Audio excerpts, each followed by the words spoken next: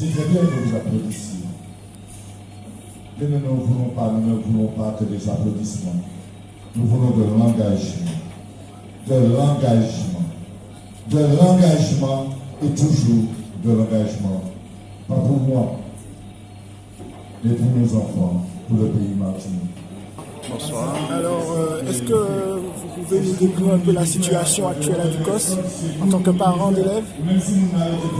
La situation actuelle au collège de Ducos, la communauté éducative, parents, enseignants et personnel administratif s'est mobilisée suite à l'annonce prévisionnelle de suppression de entre 5 et 7 postes de personnel d'encadrement, suppression de 3 classes, une 5e et particulièrement inquiétante 2 3e. D'où la mobilisation des parents de la communauté éducative du collège, le mouvement qui est actuellement. On reconnaît qu'il y a une gêne, il y a des examens qui arrivent, et voilà pourquoi ce mouvement s'est mis en place. Et les comités de parents ont fait front commun, FCPE, UPEM, les enseignants, syndicats d'enseignants nous emboîtent le pas, ils sont solidaires puisque eux-mêmes c'est pour leur confort.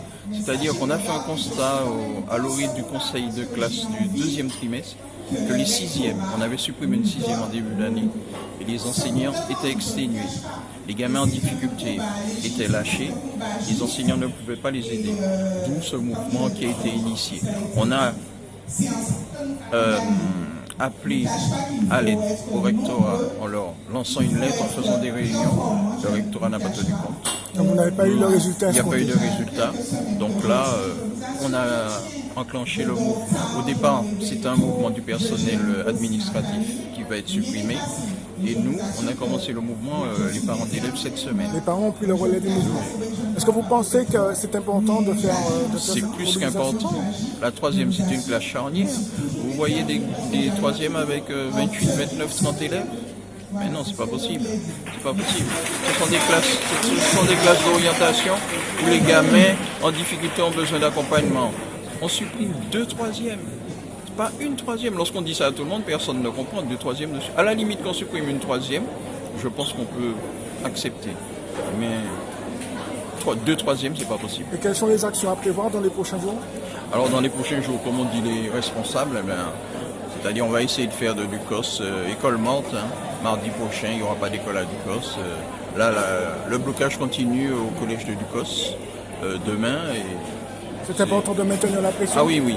Il faut que tous les Martiniquais s'impliquent dans ce combat. Alors nous avons lancé une pétition. Elle est assez paradoxale. C'est une pétition nationale. La pétition avait 70% de votes venant de la métropole. C'est anormal. Là, aujourd'hui, il y a eu, au bout de 3 jours, il y a eu un rééquilibrage, et la moitié des pétitionnaires sont de la métropole.